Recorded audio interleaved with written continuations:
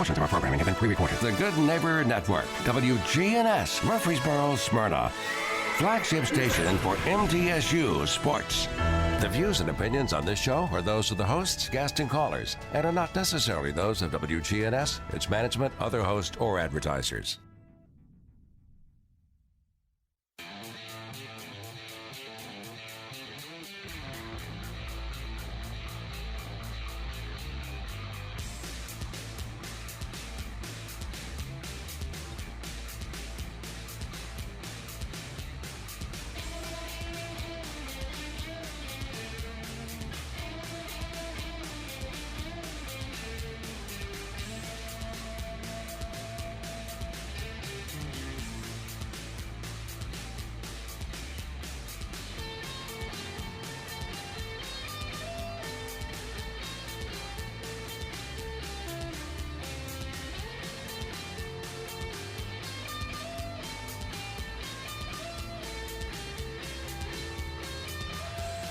All right, and we are on the air. Ed Raymer with you with the Edwin Lee Raymer Show here again.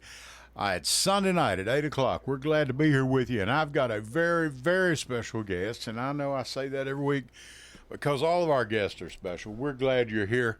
Mike Cortez is running for United States House of Representatives against Scott DesJarlais. Mike, how are you? I'm well. Thank you for having me in. I saw you. We're glad you're here, and I was with you Friday night. I'm sorry, Connor. I just pulled that around there. There you go. And been good to meet you. Glad you are here. Thank you for doing this. Absolutely. We appreciate it. Okay. And I'll tell you what. Let's do. Let's kick this thing off, if we could, Connor, and let's give Mike maximum yield of our time. But for right now, my name is Edwin Lee Raymer, and yes, I'm still a private investigator, at least for now. Welcome aboard.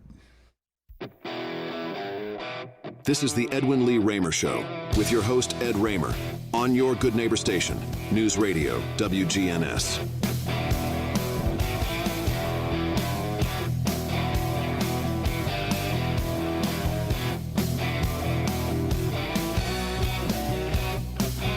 All right, and that's a little rock and roll to kick you off on a Sunday night. And again, this is the Edwin Lee Raymer Show, and I'm your host, Ed Raymer.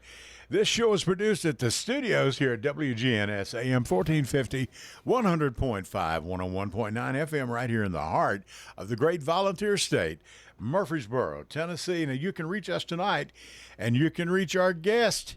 That Mike Cortez is here, and he's going to take your calls if you're willing to call him and talk to him at 615-893-1450. That's 615-893-1450.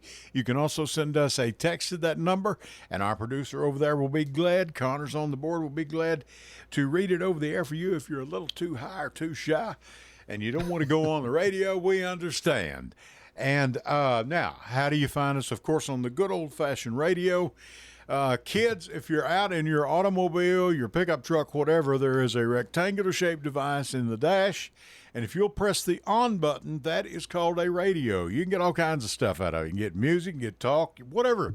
It's unbelievable. So put your phone down, listen to the radio, or you can watch us on YouTube, YouTube Live, Edwin Lee Raymer Show, or News Radio, WGNS, and also on Facebook Live. And we're glad to have you here. Angela Bingham just left a while ago, along with Angie Renee.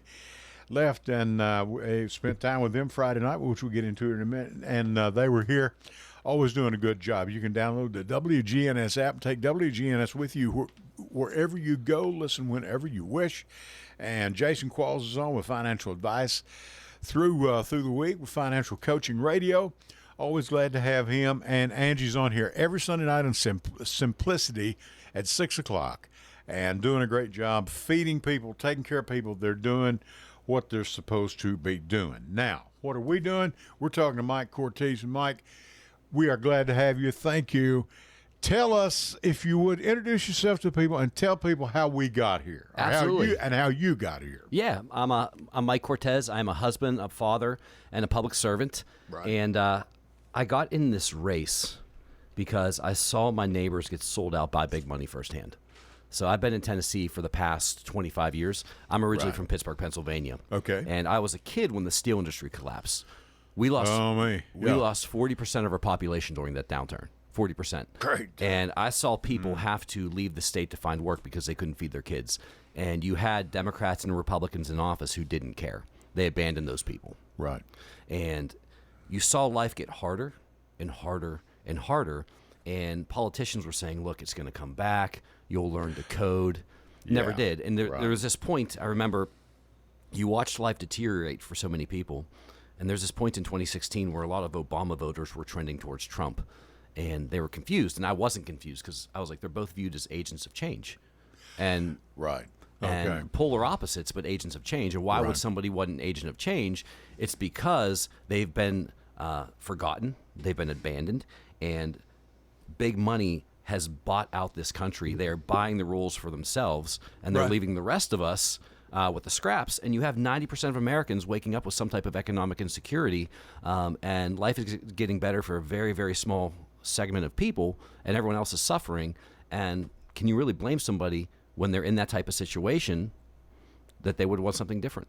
True. And we've had, now you're talking about with your steel workers. I had some steel workers in our family up in western Kentucky. Okay. Up in Muhlenberg County. A lot of folks, I had a couple of cousins that worked in the steel business, made a very good living for a long time. They got out probably right before the downturn came because they were able to retire and had retirement and had savings and all that. But, the coal industry was a whole different ballgame. And western Kentucky was built on coal and unions. Okay? That's what it was built on. Well, when, for example, Trump came back, I'm going to put the coal miners back to work. Okay. But he didn't say doing what. No. Say, He diagnosed the problem. I know, yeah, but what are you going to? Because coal's gone. Yeah. And his, Right. I would say his cure is significantly worse than the disease. Things have got significantly worse for people since he's been in office. And I disagree with him on almost every policy. Yeah. But again, I look at the pain that these people are going through. Right. And I believe if we fix the structural failures in the system, we're going to have a much better country. And I think you have leaders in both parties who have failed us. And the reason this outrage culture is so prevalent today is because those leaders have failed us, and they haven't told us what's the next great American story. Right. And Yeah. it's our job to author and execute that. And I'd love to see an America where young couples don't have to worry. They can actually afford to start a family, where parents don't have to work 60 hours a week to make ends meet, and retirees don't have to go back to work because of rising costs. I mean, my family, we're paying $3,000 a month for childcare. $3,000 a month. $3,000 a month. And when I say that to people in Middle Wow. Tennessee, they go, "Oh my gosh, you're getting a deal." You're getting a deal. Imagine a young couple today Wow. staring that in the face. And then on top of that, you have people choosing between rent and medication, right? Right. Yeah, that's the big one. Yeah. Well, that's one of the big ones.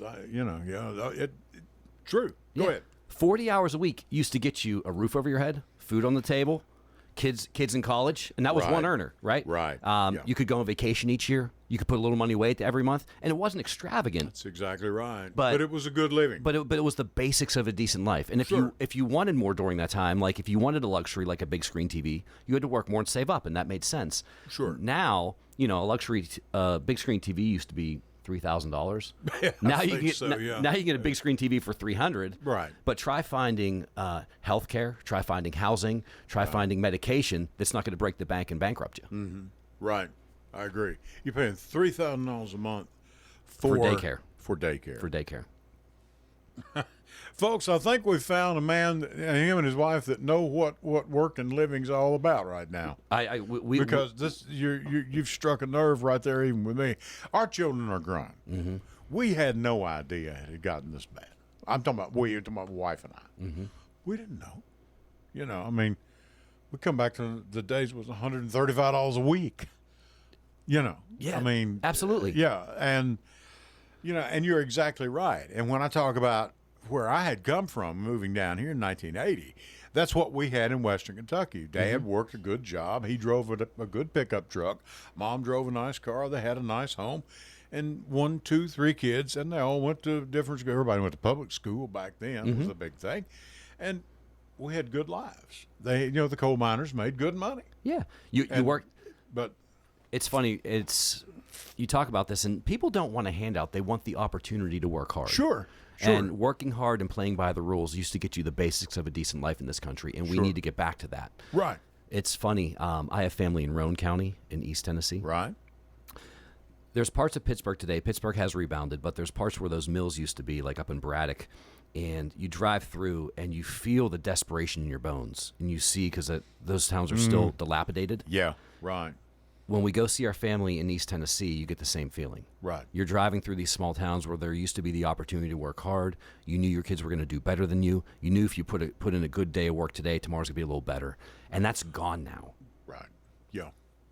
And Mike, another thing, I'm so tired of people, you see them on TV when they're talking to people, and there are political candidates that do this. What do you do, man? Well, I work 3 jobs. Mm-hmm. Oh, that's so American. No, that's not the America I came from. Is that good for the American family? Is that good for your know kids? how she's going to raise her kids and how she's going to take care of that. You see what I'm saying? I agree with you. 100%. It's mom's not there, and dad's not either lots of times. Mm-mm. And I'm talking about people that have got it together and they're really trying to make it, and it's just tough, like I've always said. And no offense to anyone when I say this, talking about these people buying these houses and these loans that are questionable or whatever. True.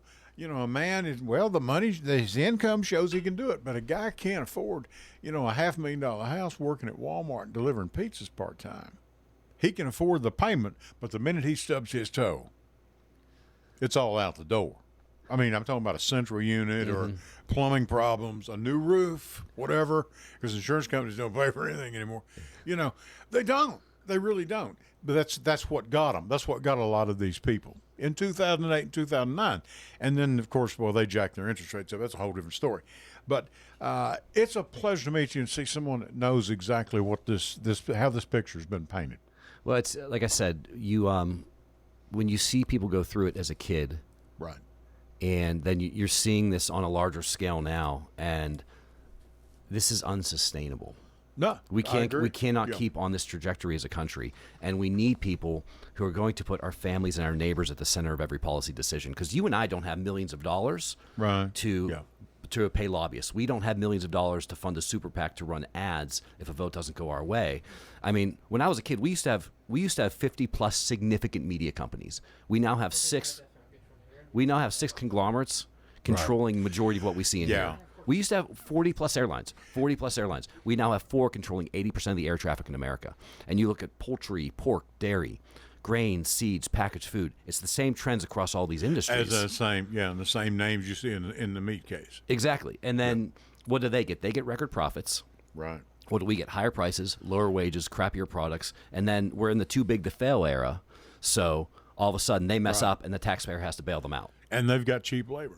Yeah. And the thing is, I'm not against you making money. If you solve a problem, you're financially rewarded, I will celebrate with you. But you're not going to pull the ladder up from someone behind us, right? And you had a system where if you worked hard, you played by the rules, the system gave back. And now that system is crumbling for the next generation coming up and for the people living in it now.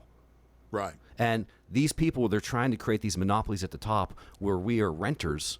And then we have less ownership over everything. And we are just getting by. They turn the American dream into the American survival. Exactly. I agree. Mike Cortez is with us. Now, we have a caller, right? And I'll tell you what we're going to do. We're going to take our first break at a quarter after. Caller, hang on the line, please. I hate to do that way, but we got to do this. We got to pay some bills ourselves. And Mike Cortez is with us, and I'm Ed Raymer for the Edwin Lee Raymer Show. Stay with us. Back with you in just a couple of minutes. Thank you. Hello, everyone. It's Ed with Private Investigations in Middle Tennessee. If you just need someone checked out on a background check, tag them a run, or if you need someone full-fledged to follow, give us a call. You can reach me at 615-390-7219. That's 615-390-7219, or check out our website at piofmt.com. That's piofmt.com. I felt so alone, scared, angry, full of self-pity. I just wanted to die, so I took another drink. Then I heard about AA and went to my first meeting. The people there talked about those same feelings. I was no longer alone. They gave me help to stop drinking and hope to start living. Alcoholics Anonymous, it works. Look us up. Check your phone book, newspaper, or AA.org. And I want to tell you about a great friend of ours, J. Mullins Jewelers. You know, they've been in this county for going on 100 years now. And their new location is 1640 Memorial Boulevard right here in Murfreesboro. Jewelry for any and all occasions, weddings, birthdays, of course, all holidays, Christmas and everything, getting real busy around the Christmas holidays. Check them out at 1640 Memorial Boulevard right here in Murfreesboro. You know, J. Mullins Jewelers. Can't beat it. Hello, everyone. It's Ed with Private Investigations in Middle Tennessee. You know, if you just need someone checked out on a background check, tag them a run, or if you need someone full-fledged to follow, give us a call. You can reach me at 615-390-7219. That's 615-390-7219. Or check out our website at piofmt.com. That's piofmt.com.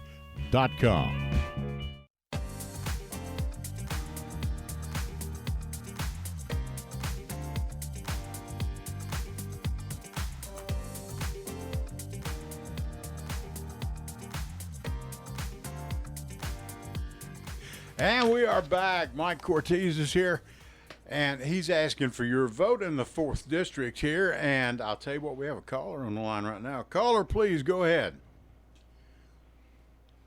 Hello? Yes, sir. This is Angry Male Vet. I'm part of a group of people that's doing 1,000 miles to Memphis March, and we're trying to get voters registered through a number of southern states. And we've been lucky enough to be here in the state of Tennessee, heading out of Nashville. And we were just through Murfreesboro today, and just wanted to let your audience know about an event tomorrow night between 5 and 9, and we're going to try to get people together to register voters and highlight a number of organizations that are trying to bring back some voter equality to Black Americans that has been taken away by the current Republican establishment. All right, and who do we have here? I'm sorry, I didn't get your name. Yes, sir. My name is Don. I go by Angry Male Vet on social media. We have a bunch of creators. Yeah. Okay. Yes, and I am an Angry Male Vet. 23 years combat service. Right. Now, you've got a march to Memphis, and now are you going to be here in the area tomorrow? Well, sir, we were actually in Murfreesboro today. We did about 10 miles. We did 20 miles yesterday. We're coming back tomorrow. And we're going to be at an event at the Walnut House from 5 to 9 with a number of content creators. And the goal is to get people registered to vote and to highlight the organizations that are fighting to help all Americans. We the people, we think, includes everyone. And these organizations are highlighting the fact that maybe some of them are being a little bit suppressed right now. Thank you so much for what you're doing. Yeah, the Walnut House has really helped out a bunch, especially over the last year or so with all the campaign events coming up. And we appreciate what you're doing. So you're going to be there from 5 till 9 tomorrow afternoon, tomorrow evening, going till 9 p.m. tomorrow. Yep, 5 till 9 will be the event. We're with a group called Just Win Humanity, and the goal is to just highlight all these organizations like NAACP Nashville, Equity Alliance. There's a number of others. We're doing this for 36 days. We're going from Tennessee to Georgia, Alabama, Mississippi, going through Arkansas, and then coming back around into Memphis. All right. We're trying to get 100,000 people registered to vote. We thank you very much, and thank you for calling, please. Absolutely. And make yourself at home here anytime you want, okay? All right. Appreciate it. Thank you so much. Appreciate it. Thank you, sir. Thanks to the Walnut House, too. I was not aware of anything. Have you been to the Walnut House yet? I have not. You have not. You probably will before this is all. Well, I'm stopping by tomorrow night. You are? Yeah. Okay, well, whatever. Yeah. I'll tell you one thing you will get here, especially at a lot of our places here in Middle Tennessee, you'll get fed very well. Okay. The one thing I love about this is going to all the smaller towns and Yeah. and all the different eating telling options. you, Yeah, it's been man. fantastic. It's beautiful. Yeah. My campaign manager Ireland got this grilled cheese with brisket on it and bacon. Oh, it was it was so man. good. I'll tell you what, man. They'll pile the pounds on you. That's what happened to me. I woke up and went, "Oh, honey, look at this." You know. Okay, Mike, you have been on Metro on Yes. council. So you are a seasoned someone. How long you been there? Tell us your journey. Yeah, I've been on Metro Councilor for 3 years now, and it's been I like punching myself in the face. So local government it's a good space for me to be in. No, it's really a privilege to be able to represent the community. I live in a conservative district, but I've been governing with a Democratic heart, and I've been able to grow that support over time because people, they really want somebody who's fighting for them. Right. We have 600 families on WIC assistance in my district. We have multi-million-dollar homes, so it's a good representation of Middle Tennessee. And it's funny, it doesn't matter how much money someone makes or their political persuasion. I hear two things every day, and they say, "Mike, I don't have a government that represents me. Mike, it's getting harder to make ends meet."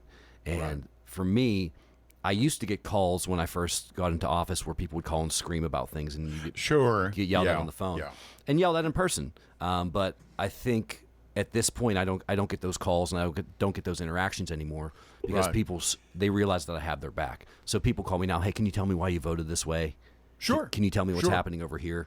So we've been able to really build a strong foundation of trust in the district, and also a really nice conduit, a line of communication where people feel that they're tied into what's actually happening in the county. Well, see, that's what I've preached here, and what I'm wanting, my little part that I'm trying to do.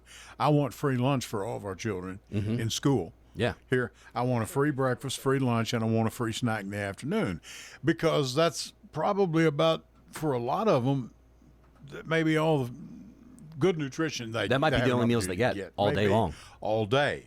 And to even do something through the summer months, you know. Now, I'm not saying make a daycare out of the school system, but you know what I'm talking about. And, I mean, we've got massive projects here. We've got $300+ million for a new jail. It's got to be built. We're going to have 2 new high schools. It's going on, and it's not stopping. And I just don't feel like, and forget the socioeconomic background of the child and their parents. I don't care. Rich, poor, indifferent, feed them. Yeah. Just feed them. That's all I'm asking. And quit leaving them embarrassment and showing, you know, you get a free lunch or you don't get a lunch or whatever. I don't, you know. And I'm not naive. I mean, when I went to school, because I've got a few years on you, lunch was a quarter. Okay. Yeah.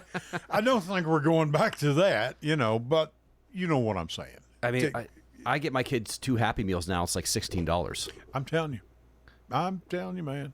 We, one of the things that's been really important, I found, in this age of politics, especially in this era of outrage,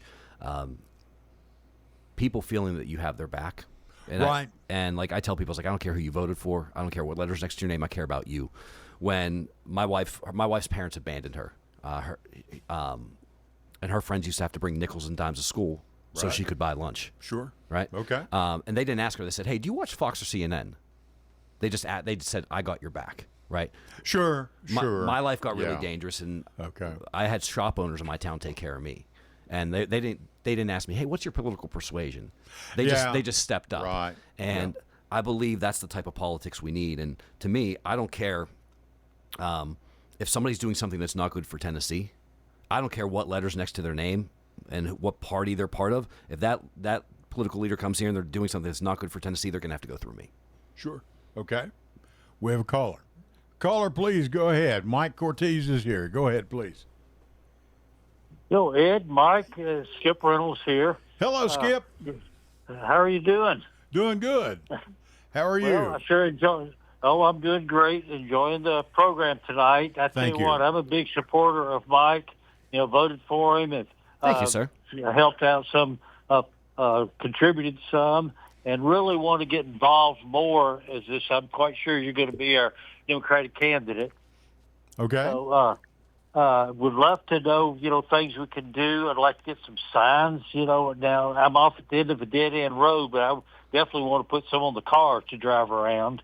And we got to get some exposure. We've got to get a change here in, in this government and the political party and all that's going on. It's a disaster. But yeah, Mike, I enjoyed listening to you tonight. You're saying all the right things, and having a good young fellow with a lot of energy in there is exactly what we need. Thank you. I appreciate that. Thank you for the support. And if you email me, mike@mikefortennessee.com, we'll get you all set up with all the signs you need, and we can get you plugged into the system as well. Okay, Mike for Tennessee. Yeah, mike@mikefortennessee.com. Okay, great. Yeah, I definitely want to get involved and see if we can do something to change this political system we've got. It's a mess. Well, and Skip, what we will do when we're finished here, Connor will upload this to YouTube. Okay, this broadcast. So if you missed anything, you can go back and play it, and you'll have a record of it there if you need it. Okay. Is there any way? Because I'm a big follower on Facebook. Have you? I know you are. Yeah. I'm writing it down, but just to make sure. Yeah, and you can find us, Mike Cortez for Congress on Facebook if you're looking for the campaign page. Sure. Yeah. Oh, yeah. I've got you, and I've got you saved there on Facebook and all you that. You say you too, follow me on Facebook. You follow? Yeah, you do, don't you, Skip? Skip, have I made you mad yet? No, you sure got some stuff stirred up, but you hadn't made me mad about anything. Okay, well, thank you.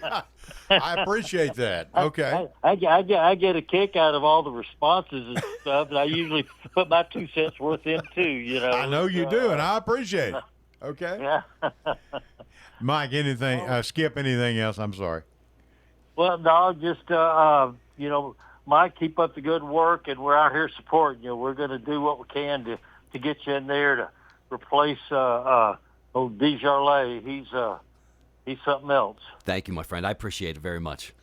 Skip, thank you for running. Thank you so much, and thank you for the call. Skip Reynolds, everybody, good friend and good friend of this show, and I appreciate it. And yes, he does follow me on Facebook, so as do many of you that never calls. Good to hear from Skip. And I'll assure you what he told you he'll do, and he'll do more. He's the real deal. Stand-up human being? Yeah, you might say that. Yeah. They're kind of in short supply at times, it seems like, but they're still around. Yeah. There's a few of us still out there, Mike, man, if Desjardins and the call, and Skip brought this up. Yeah. And he's been kind of absent. Well, until lately, he's been all over Facebook. He's been out to farms and everything else. I get a kick out of it. I think he's getting a little scared that we're out here running hard and we're turning heads, and we're making sure that people know that we're going to have a representative that's going to put them first. Right. If if magically tomorrow you walk into that job. And there's so much to do, okay? It's totally different than local government, but yet it's still the same in many ways. You're representing people.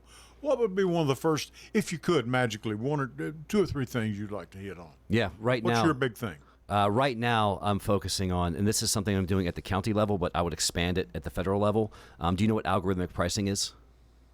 Algorithmic pricing. Algorithmic, right. So what these companies are doing, they're charging you. They're using your personal search history to charge you more than someone else for the same product at the same time. Right. So let's say, for example, you're searching for flu symptoms, and then you go to a retailer that's using algorithmic pricing. They're going to use that search history to charge you more for that NyQuil when you put it in your cart than somebody else. Sure.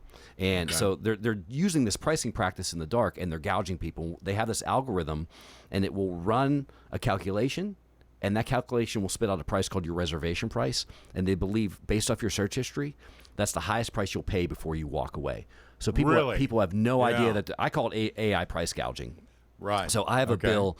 I don't have the authority to ban it at the county level, but we do believe we have the authority to bring transparency to it. So my bill in Davidson would require any retailer who's using this practice online or brick and mortar that they would have to display it at the point of sale, saying we are using algorithmic pricing. You may be paying more than somebody else for this item. Right. And if I was in Congress, I would file a bill to ban it day one. Day one. Day one. Okay. Yeah. Algorithmic. Algorithmic pricing. Algorithmic. You could- Algorithmic pricing. You can also Okay. call it surveillance pricing. Okay. That's easier for me to say too. This is what I'm talking about. This is what people want. This is what people. What are you going to do? Yeah, I have another bill on file right now, and it's to protect young adults and children online. So there's these extremist groups, and they're targeting kids as young as 8. Oh yeah. And it's not an ideology that's right or left. It's an ideology of violence, and they've been tied. These groups have been tied to a lot of different school shootings. Oh. But they're getting to yeah. kids through Roblox, through Discord, through these different online platforms, and they're getting these kids in very vulnerable situations.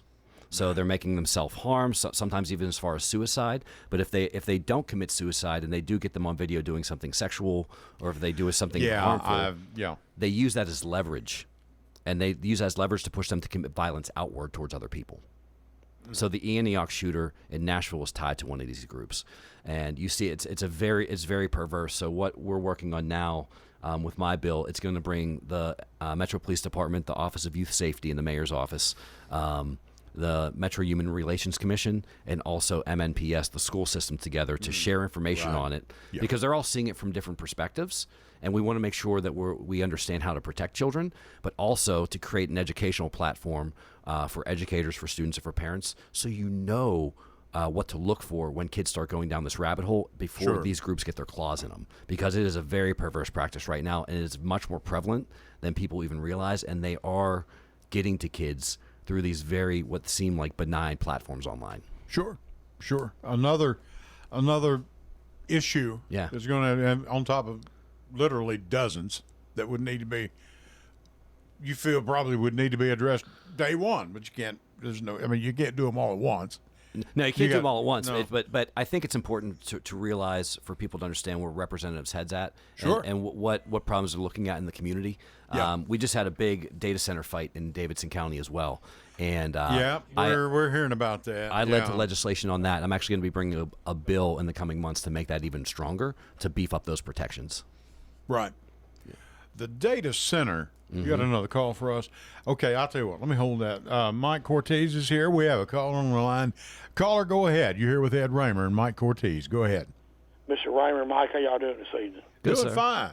How are you? This is Jim. I said, Mike, I met you at one of the meetings here a while back. I hope the campaign is going well. I know we're getting down to the kind of nitty-gritty here at the end of the first run of it. Are you seeing any more positive signs from the people you're talking to? I know we're in early voting right now, so kind of hard to tell. We do. We feel very confident about the position we're in. We've knocked thousands of doors, had thousands of conversations. I've put over 6,000 miles on the car since I've been 6,000 miles. Since I've been in this district for 2 months. Yeah, so we've been driving quite a bit. And we feel very good about the reception we'll be getting. We have people from both parties coming up to us saying that this is a change that they're excited about.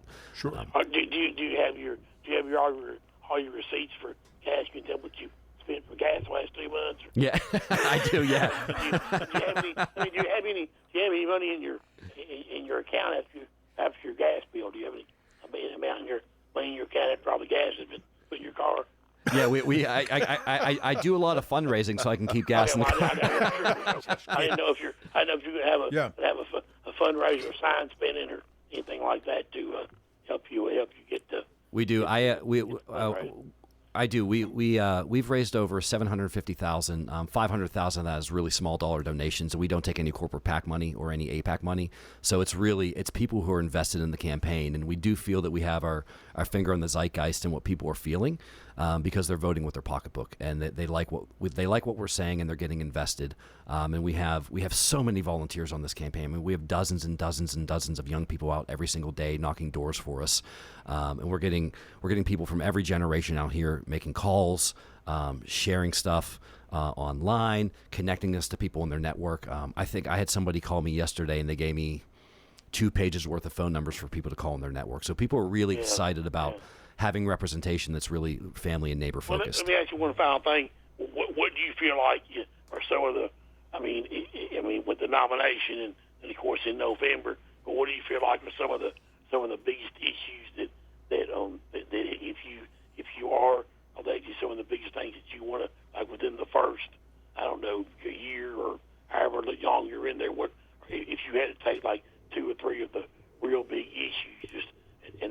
hang up at this, but just 2 or 3 big issues you'd like to tackle if you were to get in. I'll just hang up, listen. Good luck. And Thank you, my friend. Yeah, and thank you for the support and the Thank you, question. Jeff. We appreciate it. Thank you. Again, what do you know, the bigger issues, you already mentioned a couple. Yeah, if you broke it down into buckets, I would say rebuilding the middle class, making sure we have a thriving middle class. There you go. And an economy that's built for people to work hard and play by the rules and build the basics of a decent life. Government accountability is another big one. We have a pay-for-play system now. And like That's I said, exactly right, we Mom. talked about Yeah. the consolidation and people buying leverage and buying policy and leaving our small and medium businesses and our neighbors behind. We need to get beyond that. Yeah. And the fact that we have representatives from both parties going into office with modest net worths and coming out multimillionaires, that tells you something. It does, right. And I've never felt that the insider trading, which is what it is for Congress, I don't know how that ever got started and how they let it, but I know it's made a lot of people a lot of money. It has. And then you have Over the years. You see the corruption that they're not even hiding it anymore. It's so blatant. It's And right out in the open. It's Yes. right out in the open. Yeah. And then you have this problem with big money in our politics, and I don't think people realize how perverse big money is in our political system and what it does to. I mean, you have issues that have 80 to 90% approval rating across partisan lines, and you can't even get someone to bring a bill on it because big money is writing the narrative. Right. Because people are making calculations based off of will this hurt my donor pool? We don't want, or will this the guy that's doing the donor, will it hurt his business? Mm-hmm. Exactly. And it's a back and forth, ebb and flow, you know. That's why we focus on small dollar donations, because I'm accountable to my neighbors, right? Well, you know, and I don't mean to hurt you or anything, but No. Bernie Sanders did the same thing.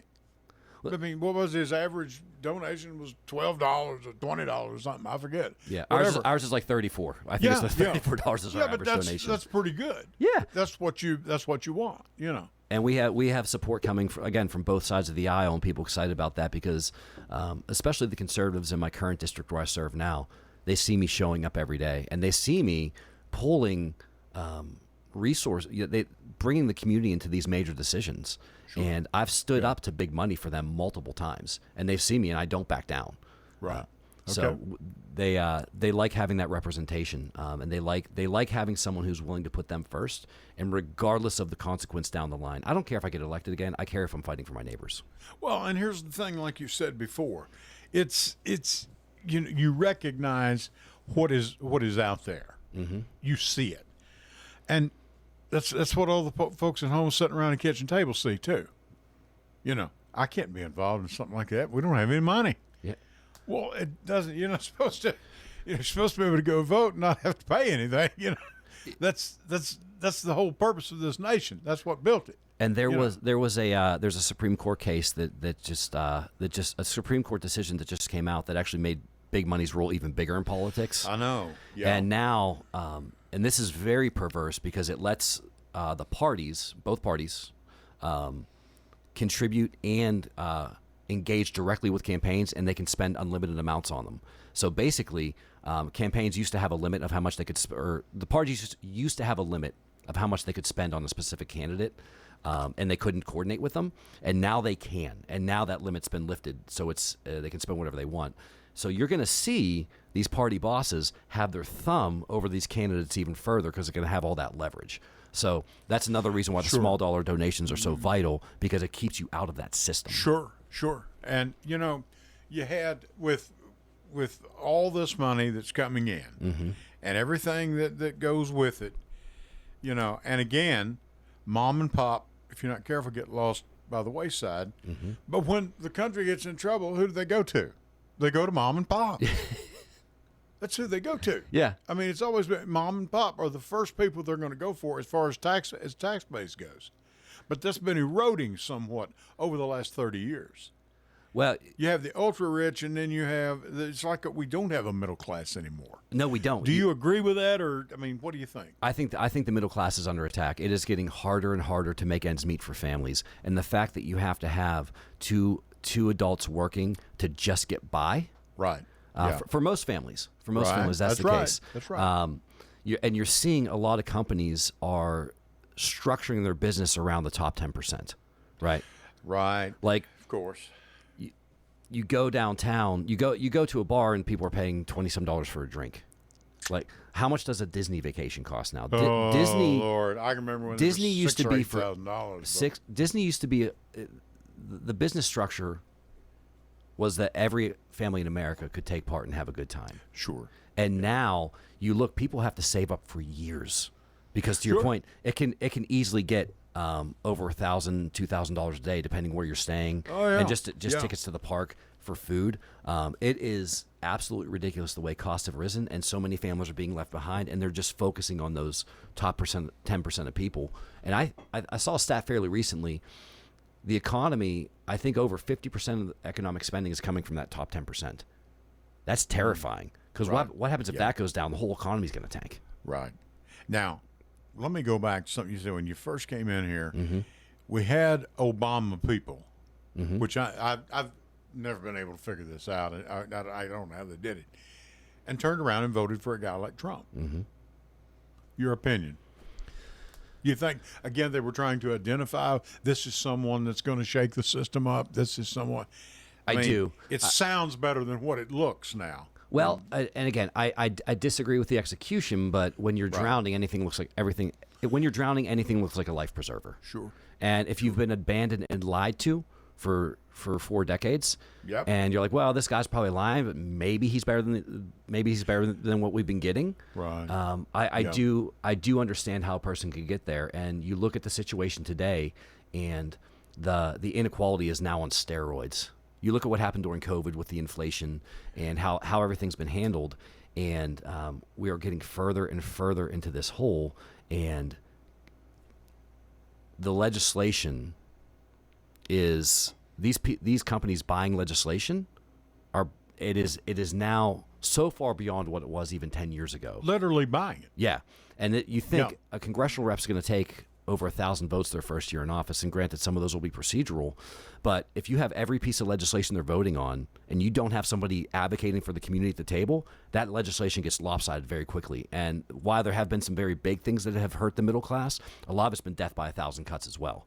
Sure. So you think every piece of legislation coming through, if you don't have somebody, our last line of defense for our families are these representatives at the table, and if they are not fighting tooth and nail to bring better legislation for our communities, you get what you see. And it's a country that feels like it's where outrage is the feeling of the day, where people, they don't have hope for tomorrow, and they don't know what the future is going to bring, and there's so much uncertainty. Do you feel like there's more power now when you come to what I call watering down a bill? That someone comes in with a bill that really you don't, but you can't. But if you can put an amendment on it, or if you can amend it, or if you can add this to it or take that away, just a little piece here and there, and everyone gets on board. Because you see a bill sponsored by one or two or three people. Well, by the time it's done, and I know you've played this game. Is that possible? You can water a bill down to where if it was a negative, in me and you, our opinion, to say, I don't know about that, but it looks like they've got the majority that's going to go through. Can you water it down? You can look what we did with data centers. When you have Justin Pearson and Marsha Blackburn in lockstep on an issue, you know there's something there. Something's going on. And you have these companies who used to come in, and they're used to kind of bullying their way through, and they're used to getting their way and subsidizing their profits off of our property values, off of our taxes, and also our quality of life. And people are now starting to stand up and say no. And I believe this data center fight across the country is the physical embodiment of the inequality, because they're seeing people coming in and profiting off of their communities when their life gets more difficult. And now people are seeing this and saying, no, we're going to have a say in this decision. And when people come together from both parties, you can beat big money. Well, and here's a place where it just happened, and I'll tell you this, we're going to go to our last break, but it happened in my former hometown, Madisonville, Kentucky. Somebody just built a community kind of like 25,000 people. But yet they looked at they bought a bunch of ground up there. Yeah. Now what are they going to do? Someone in the know says it's not going to be a data center. Well, we've all seen this song and dance before. You know. The thing is, and we talked about this when I walked in, it's a lot of those zoning issues aren't sexy. No. But now, if you get involved early on and you have a representative who is going to walk you through that. Any piece of zoning legislation in my district, the community is the first one to have a say. And if the community is not behind it, it doesn't happen. And we've approved a couple projects, we've denied a couple projects, but when we've approved them, I think we've got 98% plus of the concessions that the community wanted for the project to go forward. And the other 2%, they were things that just weren't feasible. Sure. But and the community saw that, and we have public hearings in Davidson County. Right. I know you do. And I'm very proud of this. I've only had one person come to oppose a project at a public hearing because I've done so much work on the front end, and and we've had 6 to 8 months worth of community discussions on every project where the community's like, no, we've been heard. We're getting what we want to get. It's built into the legislation. And the gentleman who showed up, really sweet guy, he was from a different district, but a neighboring district. And the reason the reason he wasn't involved in those conversations is because he had cancer and was getting treatments, and he just didn't know. Right. So he came, and we actually got another concession after he came to public hearing, and the developer agreed to put traffic calming on his street. And in other words, you're talking to your people. The people that your people. Exactly. Yeah. 100%. Not just your donors. No. Just your people, the voters, the people that are there. That's right.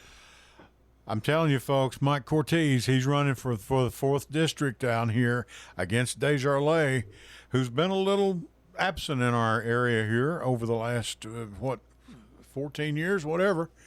We're going to go to our last break. We're going to talk about that a little bit when we come back. Stay with us. Hello, everyone. It's Ed with Private Investigations in Middle Tennessee. You know, if you just need someone checked out on a background check, tag them a run, or if you need someone full-fledged to follow, give us a call. You can reach me at 615-390-7219. That's 615-390-7219. Or check out our website at piofmt.com. That's piofmt.com. I felt so alone, scared, angry, full of self-pity. I just wanted to die, so I took another drink. Then I heard about AA and went to my first meeting. The people there talked about those same feelings. I was no longer alone. They gave me help to stop drinking and hope to start living. Alcoholics Anonymous, it works. Look us up. Check your phone book, newspaper, or aa.org. And I want to tell you about a great friend of ours, J. Mullins Jewelers. You know, they've been in this county for going on 100 years now. And their new location is 1640 Memorial Boulevard, right here in Murfreesboro. Jewelry for any and all occasions, weddings, birthdays, of course, all holidays, Christmas and everything, getting real busy around the Christmas holidays. Check them out at 1640 Memorial Boulevard, right here in Murfreesboro. You know, J. Mullins Jewelers. Can't beat it. Hello, everyone. It's Ed with Private Investigations in Middle Tennessee. You know, if you just need someone checked out on a background check, tag them a run, or if you need someone full-fledged to follow, give us a call. You can reach me at 615-390-7219. That's 615-390-7219. Or check out our website at piofmt.com. That's piofmt.com. I felt so alone, scared, angry, full of self-pity. I just wanted to die, so I took another drink.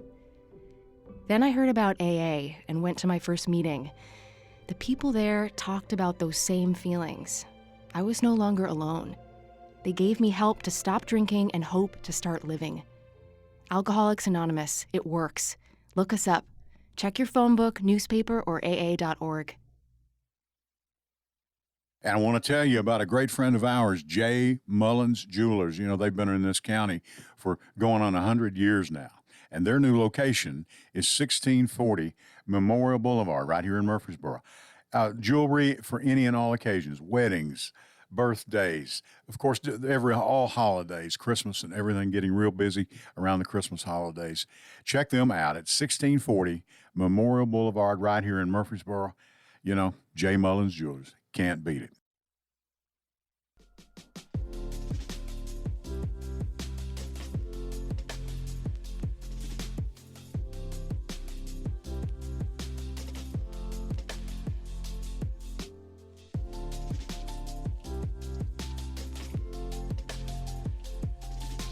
All right, we've got about 10 minutes left here. Mike Cortez is here. If you want to call him and talk to him, he's here. He's running for asking for your vote for the 4th Congressional District here in Rutherford County, which they all, the people turned all upside down. Your state legislature did. And I can't say anything because Democrats have gerrymandered too over the years. Both parties are guilty of it over the decades. And we need to. This one is on another level, and this one was very deliberate. To me, it was disgusting how this one came about, and is nothing but a power grab. And when it is. Extreme gerrymandering like this is an economic weapon against working people, and the fact that this happened after they took protections that lifted communities up for decades, when they gutted the VRA, it was very difficult to see. But greed is one of man's. Men fail when they get too greedy. Sure. Right. And I do think they may have overstepped with this one because this district is now 55-45 is what people are saying, which is the closest it's been in 15 years. And you have a situation like that when you have so much frustration with the economy, with the with the direction the country's going, with people, both sides have outrage fatigue, right? Sure. I think they do. They want to know they want to know what a post-Trump America looks like. They want to know what the next great American story is, and they want to be a part of that. I think America is better when it's aspirational, when people wake up excited every day because they know if they work hard today, tomorrow can be better. Sure. And I believe that we can build that. We just have to put our neighbors and our families at the center of those policy decisions. I sound like a broken record, but I know. It's very important. But it's so hard. So many people. It's so hard to persevere when that foot's on the back of your neck. It is. It really is. It really is. And that's one of the reasons I think we have so much voter apathy is because people not being just being against something is not good enough. I know. I agree. And the Democratic leaders in Washington have been so weak and so disconnected for decades. And they're just running against Trump, and that is so frustrating to me. It's like, what are you for? What do you believe in? Right? Don't stop tinkering around the edges. Make life better for your constituents and talk about it. These people in office, I have no idea what they even think. I know. Yeah. Because they dodge every question. They don't show up to community meetings. They don't show up to town halls. And whenever they pass something, it's maybe a little tweak here, a little tweak there. It doesn't do anything material for the community at large. It's just for the sake of saying we passed something. Yeah. And I agree with you. And, the town halls and the meetings and all that, forget about what he's doing. And I'm talking about Trump in this case. Yeah. You're a United States congressperson. You've got to get down here and say, look, what's happening down here at the plant where you work? Yeah. Wherever it might be. Poultry plant, electric plant. We have a General Electric plant in Madisonville, Kentucky. It's still there. Apparently, it's still going strong. They made aircraft engines. That's what they did. I don't know now if they're still doing that or not. But, I mean, how's your pay? How are you doing? Are you able to keep up? And ask people. How can you protect the community if you're not of the community? And you're not looking people in the eye, seeing what they're going through. Right, yeah. I mean, if people really understood the votes Scott Desjardins took, there's a lot of infrastructure projects in Rutherford County that he voted against. He voted against funding for them. And people don't even realize that. And they're seeing the benefit of some of these projects coming to fruition, and they don't realize that he voted against making that happen. He voted against it. Yeah, voted against it. What's really frustrating to me, this came up the other day. There was a recent Supreme Court case where the government sided with a foreign pesticide maker, Bayer Monsanto, over American farmers with cancer. They did. And the Supreme Court ruled in favor of Bayer Monsanto.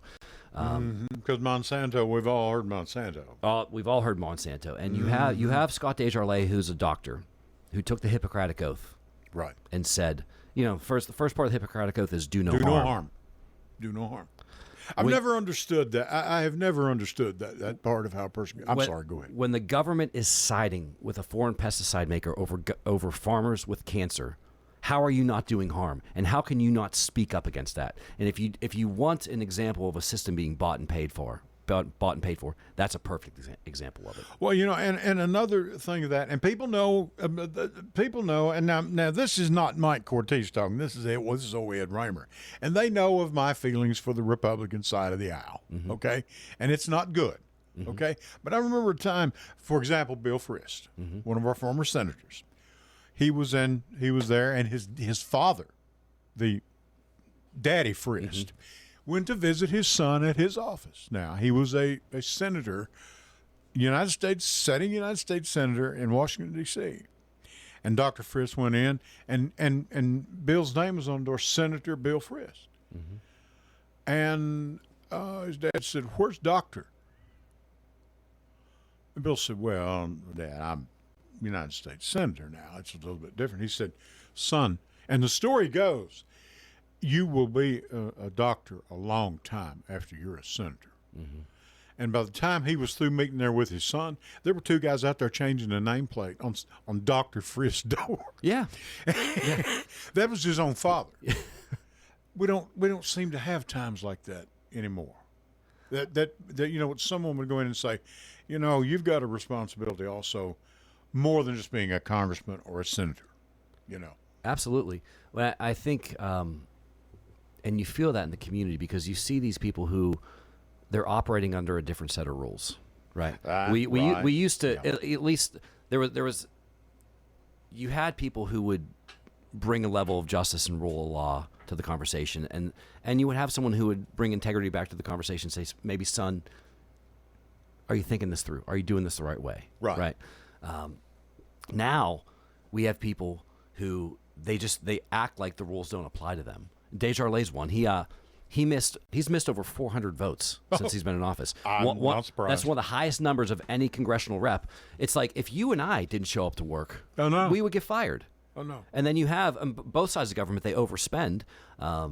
If you and I bust our house budget, we have to pay for that. Right. Yeah. They don't worry about that. Yeah, and it seems like, Mike, the essence is now, it's not, okay, now, is this legal? We can get around that. Everything is we can get around that. There's always a loophole for them. Yeah, I mean. But a hard rule for us. Is it legal or not? Yeah. It's, for me, is it legal or not? It's that simple, Ed Raymer. But for some of these, and I'm talking about the higher ups, they, we can get around that. That's all they seem to do is figure out a way. And there are lobbyists, I'm sure, that have figured out a way. Well, we got one right here in Rutherford County that's done it. The penalties are now a cost of doing business for those who can afford it. So sure. It's like they just found price fixing with those egg companies. Yeah. That one company made $1.22 billion in profit, I believe. I have to double check the number, but I believe that's correct. And I think they had to pay out around $1.5 million and donate some eggs to some food banks. Like that's chicken. Literally talking about eggs, chicken feed. That's what it is. That's literally just the cost of doing business for them. We have to make these penalties where when you are fleecing the American people, right? You are openly fleecing the American people. Like the penalty actually has to hurt. I can't believe we're at the end of our hour because you're going to have to come back. Okay, I would love it. And I would love to have you come back. And we've got a minute left. Tell people how to get hold of you because for many people tonight, this is the first time they've heard from you. Yeah, absolutely. Okay, you're in Rutherford County, and we want you to come back. Thank you. MikeForTennessee.com. You can find a lot of information there. I'll give you my personal cell, 615-804-1785. If you have a question, you can always call me. That number is an old number because my wife's number is 804. Is it really? Yes, and that phone was purchased in, Lord, a long time ago. Yeah, but I would love the opportunity to earn your vote. I would love the opportunity to represent you, and I think it's time we get back to where we're putting our families, our neighbors first. Well, it is a pleasure to have you here. I appreciate you coming down. Thank you for Friday night. I got to meet you just briefly because everybody was meeting everybody. And we've got a big election here, of course, the 6th of August with our local candidates. But if you'd have Ireland put it on your schedule, I would love to have you back. We'll help you any way we can. Absolutely. And this is the last week of early voting, so make sure you get to the polls. Please. And I'd love to earn your vote in the Democratic primary. Mike Cortez, he's your candidate, and he's asking for your vote in the Tennessee's 4th Congressional District. And we're going to need it, okay? He's a good one. Stay with him. And I'll tell you what, Till next Sunday at 8 o'clock, this is Ed Raymer for the Ed and Lee Raymer Show. I'll catch you down the road. Good night.